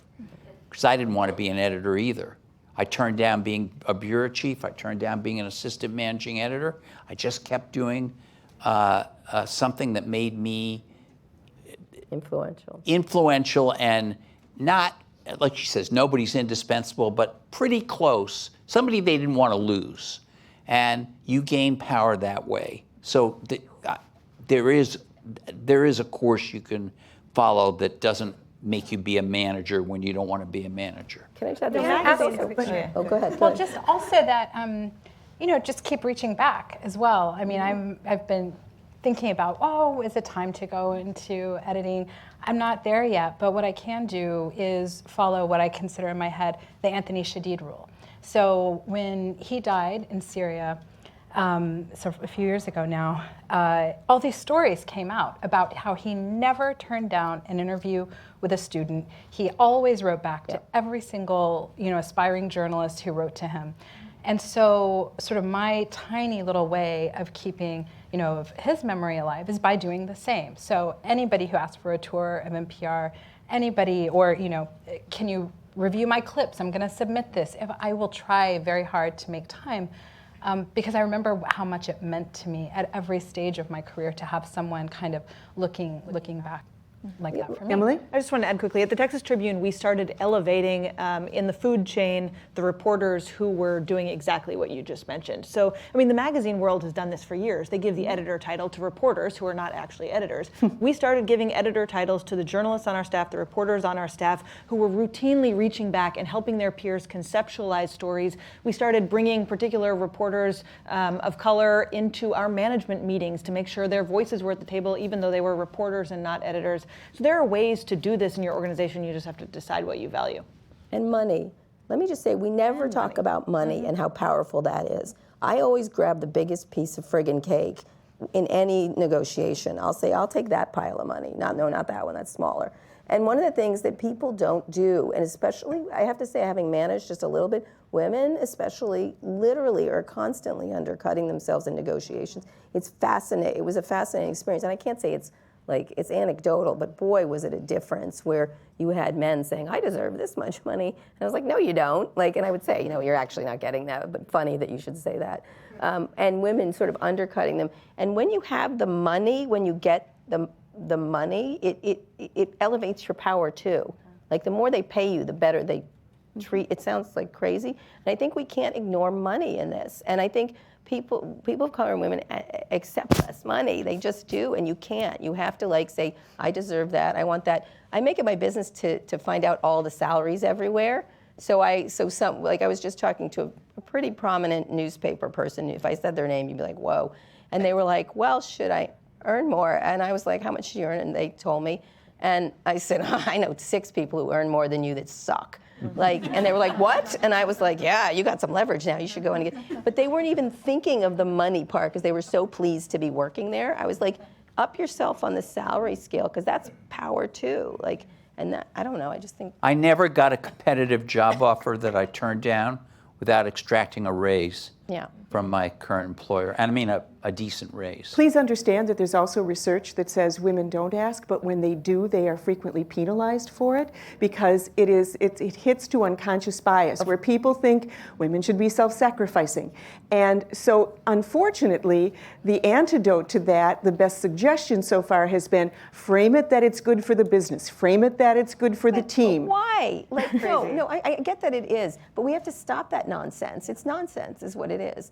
And one of the things that if you don't talk honestly about it, and try to be the nice person, I'll sit back. It's just nonsense. And I get that that's why, but you have to keep pushing that forward because then you will, once you get it, it does tend to. Yeah. In October, I have a line of people outside my door basically waiting to come in and ask for more money, and sometimes they get it and sometimes they don't, but the worst thing you can do is not ask. I mean, I respect more the people who come to me and ask every single year because eventually they get there, right? And there are still a lot of leaders in news organizations who got their jobs by asking for them, got their promotions and raises by asking for them, and their mental model is, I won't give a promotion or a raise to somebody who doesn't fight for it. And if you don't know that that's the operating model they have, you're probably not going to succeed. Going to go over here, and then we're going to go to Julie, and then I we'll go want here. to bring Lauren Mayer of NPR into the conversation for another word about mentoring. Hi, thank you. Yeah, I'm going to talk about mentoring and not Mary Louise. So anyway, at NPR, one of the things that we did was we put a formal mentorship program in place. And I think somebody made the point, it's really hard to know what to mentor. So we tried to give guidance along the way in the program about what it means to have a good mentoring relationship, and the mentors and the mentees come together with our training team so that they can get some guidance and coaching along the way. And at this point, I think we've put now a third of our organization, it's all volunteer, but a third of the organization has gone through that program. But one of the things that I think is also important to highlight is that's a formal program that was a very top-down. Management decided we should have a mentorship program, and so we have one. But two things bubbled up organically from just within the company, and I think it's important if you're in an organization to create space for that and to recognize what's missing from your more formal programs. One of them was just a Slack channel where people could get paired sort of just by an algorithm with somebody they didn't know to go get coffee, just to try to break down silos, to meet somebody else in the organization. I'm pretty sure that grew up from our digital team who just sort of created the process, and it's been incredibly popular. And the other thing that happened was we had a couple of women of color who, when things were sort of culturally difficult at NPR, got some money from an outside source to start a women of color mentorship program. And it happened just about the same time we were starting the formal program. And so there was a little bit of wait, what is this? And why aren't people happy with the thing that we've formally created?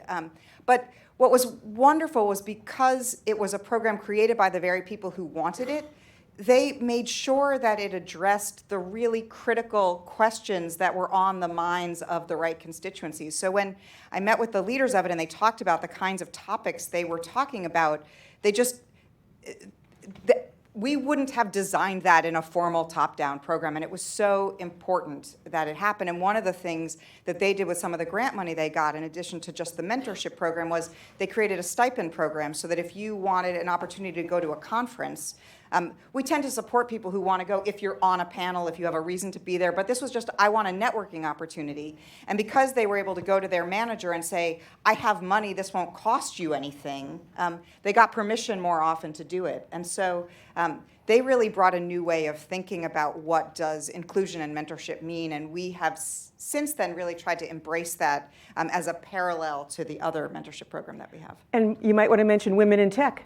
Yes, one of the things that I've been very pleased with is when we've had groups of employees recognize a challenge and sort of act organically to try to solve it. And so one of the groups that formed at NPR in the last year or so was a Women in Technology group.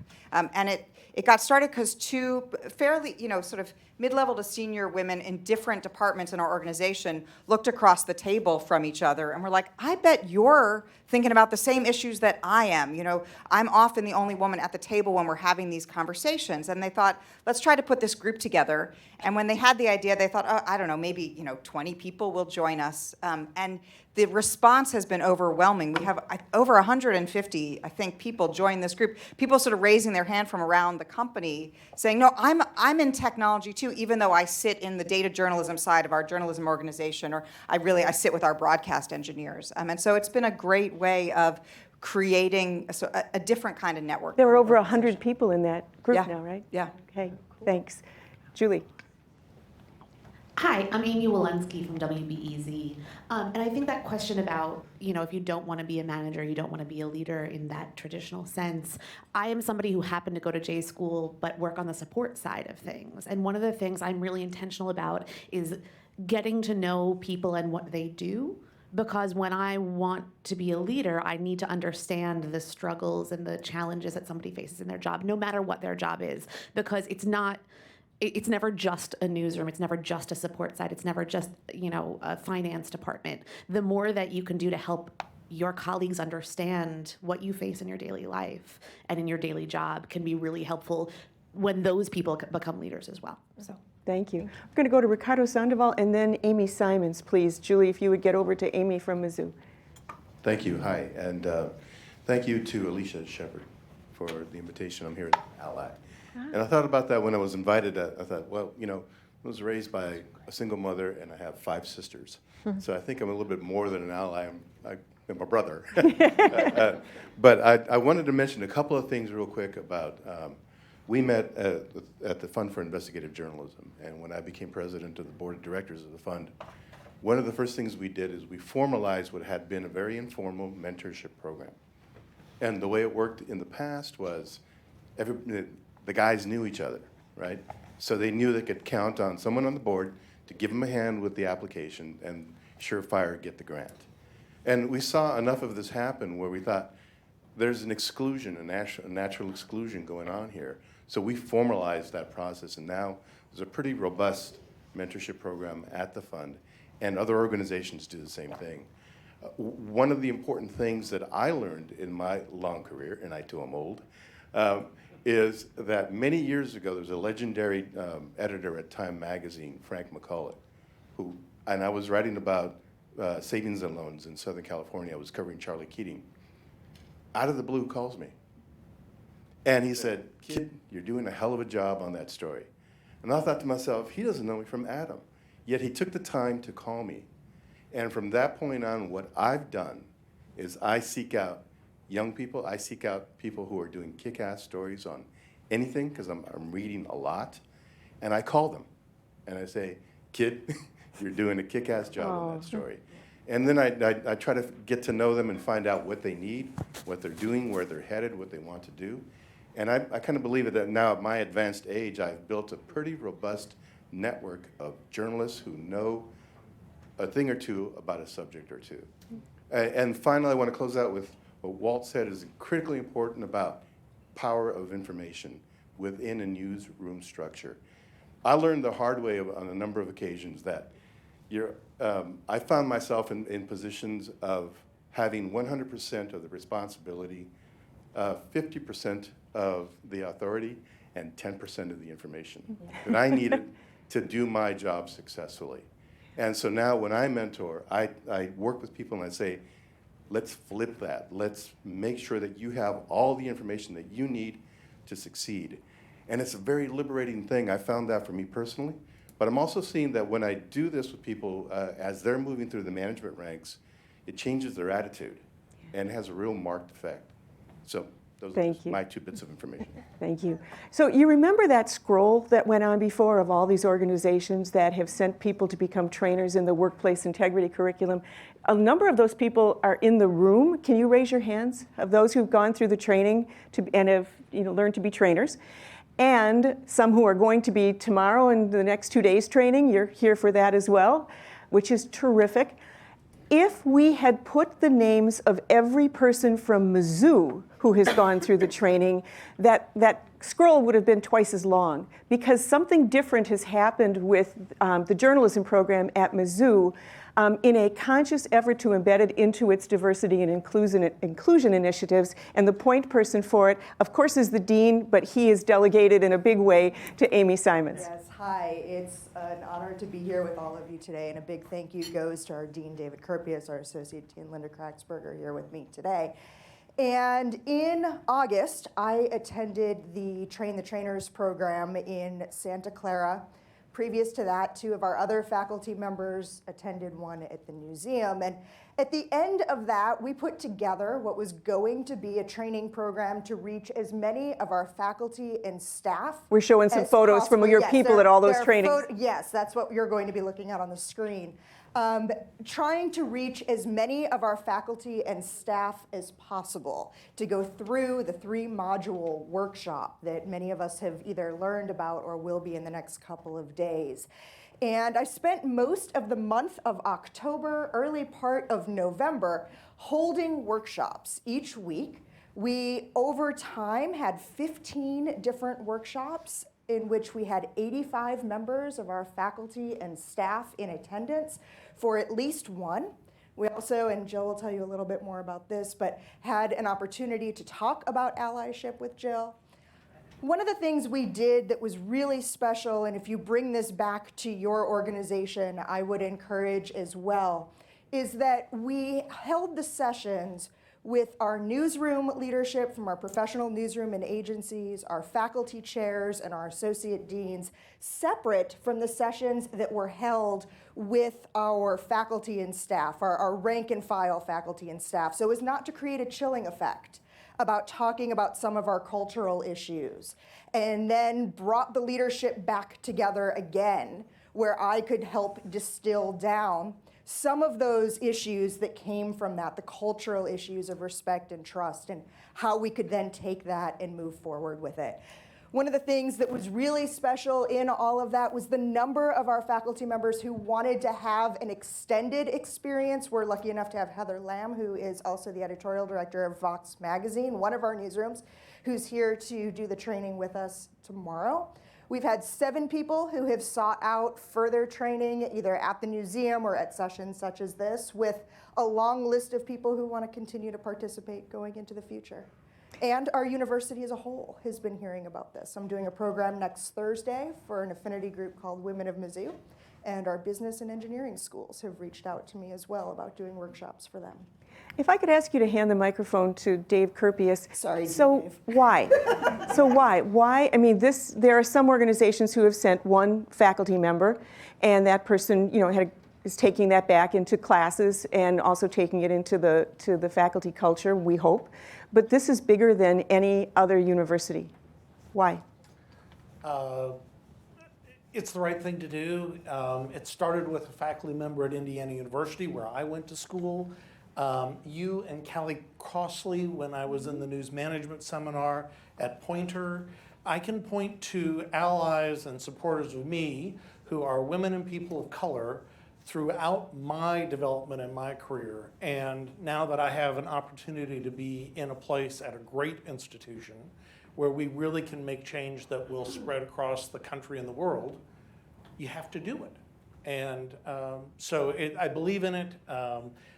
Listen, I don't do it perfectly. If you're going to try and do this perfectly, you'll fail. You have to just every day get up and say, what am I going to do next? And I've got an amazing team in Ernest Perry, who's an Associate Dean for Graduate Studies, Linda Kraxberger, who's the Associate Dean for Undergraduate Studies, and many of the news leaders around the school. I mean, I hired the first woman who happens to be African American to lead our newspaper, the Columbia Missourian, which is a community newspaper. And I was listening to all of you up here, and what Ruby Bailey has done is gone to communities that have not typically been covered and didn't go there initially to cover them, but went to listen. She hands out more business cards. Like I'm taking stock in a business card company because in the first year she handed out more than 5,000 business cards. And the idea is to create relationships and build on it. And what that led to is our NBC affiliate, which we do the journalism on, and our newspaper partnered and did a series on some shootings that were happening in a part of town where people might say, oh, well, that's just in that part of town. But their voices were there, and you heard from them. And I remember sitting there watching it and reading it in the paper thinking, those voices have not been heard from in this community. And so, that's why you do it. You do it to make change. You do it to empower people to make change and to go forth. And so I'm just blessed to be at a place that wants to do it. And I guess as further evidence, Dave and Linda are staying tomorrow to themselves go through 2 days of workplace integrity training so that they can teach it as well. Isel, can we give the microphone to Tracy Schweikert from Politico? Hi. What are you working on? At Politico, we are very fortunate that we've got a lot of great programs. We've got a mentorship program. We've got Random Acts of Coffee that Maria and her team put together as part of our D&I committee. But as we were talking about the year ahead, we were trying to figure out how we up our game. We try to up our game every year. We're relentless contributors. And so what we've decided to do is make 2020 the year of the ally at Politico. And so what we are doing is weaving allyship through all of our diversity initiatives and making a way to connect them. And so the 3 things that we're focusing on are community, curiosity, and compassion. And we will see that come up in our mentoring network as we do Random Acts of Coffee. Our Diversity and Inclusion Committee has a newsletter that they're about to start to help folks with their own curiosity. We're going to do some additional training. What we're going to try to do is make diversity and inclusion more digestible for folks who feel like it's a very big thing. We all know in the room here that every small step is really important. And so that we're hoping that if we take the whole year and focus on community, curiosity, and compassion, that we'll be able to move the needle. Can you hand the microphone over to Sarah Gu over here? Now I put her on the spot. So Sarah, you are now at Axios, but very recently at NPR, and as such was in that long list of things that Lauren talked about. One of the things that you helped begin was additionally was a peer mentoring situation where people who didn't know if they could talk to their boss, didn't know if they could talk to HR, could talk to a trained colleague. Right. Talk a little bit about that, and now tell us how you're at least taking the spirit of that to Axios. Right. Yes. I think the powerful thing about this group here to talk after the Me Too experience and having gone through that at NPR was it was a wake-up call that we have spent, at least speaking for myself, and I think a lot of women can relate, it's like we spent all this time trying to kind of raise our game, rise through the ranks, and navigate. All this time we've been navigating around all the men and all the pillars of power, and it was a moment where I looked up and I'm like, oh, there are a lot of women here in positions of power, and actually we should create the workplace that we deserve from the beginning that we never really had. So we started that kind of process at NPR, led by Lauren, who I think is just fantastic. And I think what I take away from it now, 6 weeks into a new job as executive editor at Axios, is it's a new company. It's 3 years old. I mean, they doubled the number of employees in 2 years, and then added a third more in the past year. So I think what's exciting is this is an opportunity to create the culture that we do deserve, and it is very different. It is actually one that's small enough where you can start these conversations about what culture do we want to create. Let's talk about it. Let's have some candor. What is not working? And I was delighted to see that conversation had already been well underway at Axios. We haven't gotten to sexual harassment yet, but I think that it's a good time to start talking about that. And the program, I think, at NPR that we started was, I'm not sure if it's just for this situation or something longstanding, but the idea is we learned a lot from that moment about where employees go when they're experiencing harassment, or they're having it, or they are not sure. There's a lot of gray area that doesn't get talked about in the legal training that everybody is required to go through. And we needed to train more people in the company just to understand this at a deeper level so that they could help people talk through it. They weren't going to HR. They weren't going to go, raise their hand and say, I'm going to hire a lawyer. That's the scariest thing. Yeah. They were going to whisper to their friend in the bathroom. And how do we bring those conversations out so they can be better informed and that they understand what their options are? So that was really powerful to be part of. I think it's worth thinking about, especially in HR departments, and how we work as managers with those teams in news organizations. I remember many years at the Post and other where they would purposely push out HR and say oh no, we got it. We're going to manage this. That was clearly a mistake. So we have a lot of work to do. Thank you. Julie, I'm going to ask you to go to Lisa Koo from Canadian Broadcasting, and then we will go right to the person who had her hand up too. But Lisa, we're starting to feel really good about ourselves, look at all the good things that are going on, and that can make you feel yeah, we're on the right path, and that's not a bad thing. But each of us has our own share of unconscious bias, and that's something that you are a trainer of at Canadian Broadcasting and have contributed there to that conversation. What would you want us to be thinking about so that we don't walk away too secure that we've got it? Yeah, I mean, I think coming to a gathering like this is fantastic for me as a trainer to see how many people are doing such a range of specific things from the big to the little. And I love that the group identified intentionality as the one big thing, because the more intentional everybody is, the more likely you are to plan to change old habits. So I think that every time you feel you have achieved a success, being intentional about what the next plan will be or the next level will be can really help not just you, but anybody around you who wants to make change. Because as we all know, some change just has to come from your heart, and some has to come in your sphere of influence, and some is going to come in an even more meaningful way to you. So creating that structure, I think, is fantastic. And can I just say that what a privilege it is to hear all these great stories. In my role as a trainer, I find that telling people who feel a change is overwhelming really grasp little personal anecdotes where change has been possible. So I look forward to sharing some of these stories with all the people who want to take the next step but just don't know how. Thank you. And by the way, Roseanne St. Aubin is over there in the corner, and she'll be writing up a report after this that we'll be publishing on our website, so we'll document some of those stories. And now let's go to Gloria Riviera, who's a member of our advisory board representing the Press Forward, also doing great work. Thank you so much.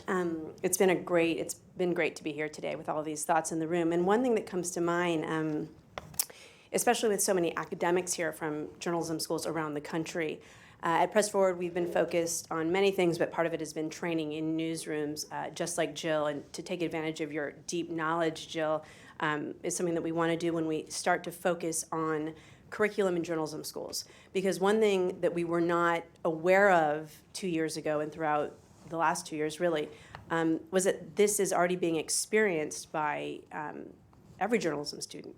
And that note about how many women are leaving the profession or not entering the profession really struck a chord with us. So we're in the middle of shifting our focus not shifting, but adding to our focus, not only in newsrooms what's happening and how to train people to be able to deal with that, but for example, I went to journalism school as well, and I never had a course to prepare me to enter the workplace, to tell me what my legal rights were, to tell me how to seek a mentor, to tell me what to expect, to tell me how to behave in a way that would encourage my own success. So that's something that I would like to see in journalism schools. I feel like we're at the beginning of the process, but there's so much knowledge and so much willingness to have that conversation. But again, it was just so striking to talk to journalism students who had been at networking events and experienced harassment, yes, and did not really know what they should expect in a healthy newsroom. So hopefully we'll be able to do that. Jill, can I also add that we are increasingly hearing that in student newspapers, women journalists are receiving the same kind of harassment as writers in their student newspapers as they are when they get out of school. So I think it's important for universities to realize that this kind of online harassment begins really early on.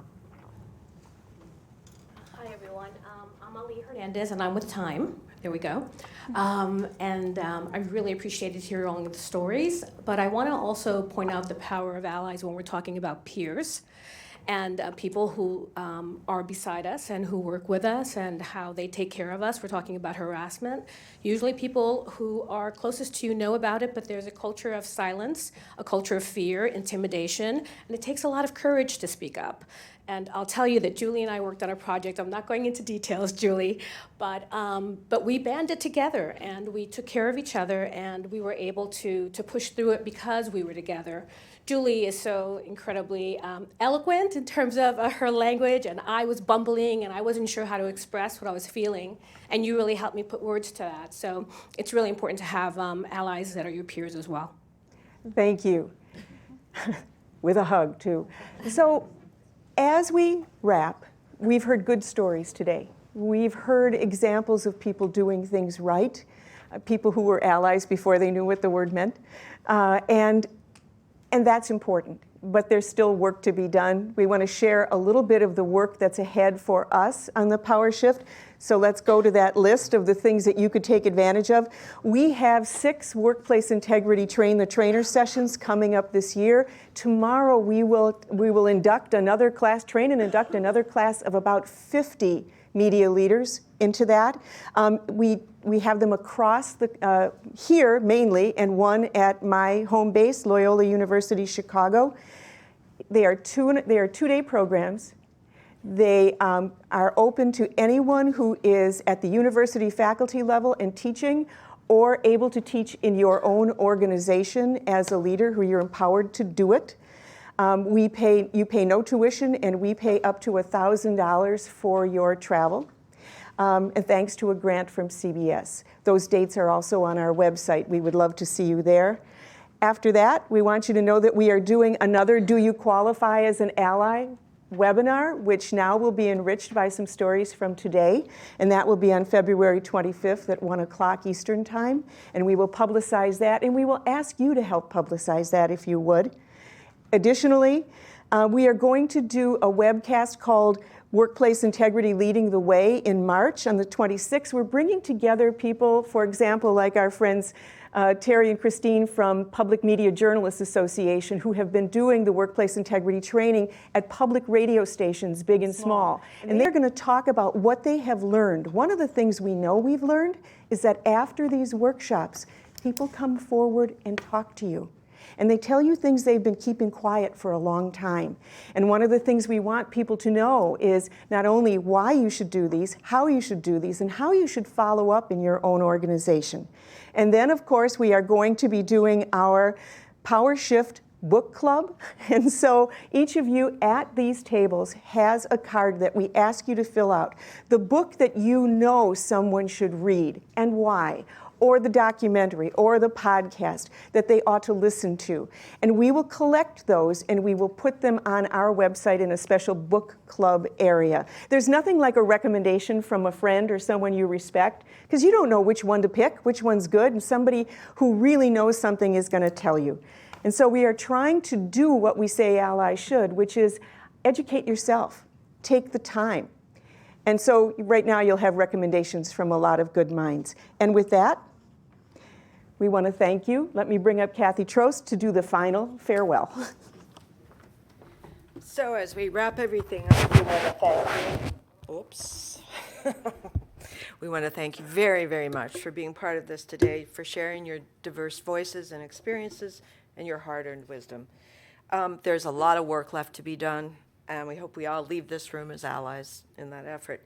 Special thanks to Elisa and to Jill for being our Sherpas today, to Kara and Walt, to Emily and Hannah and Sharif for sharing their stories and their wisdom, to Mizell and Julie for connecting us with their mics, to our valued advisors, and to everyone on our staff who worked so hard to make this first big event in our new space so flawless. So thank you for coming, and let's go forth and be allies together. Thank you.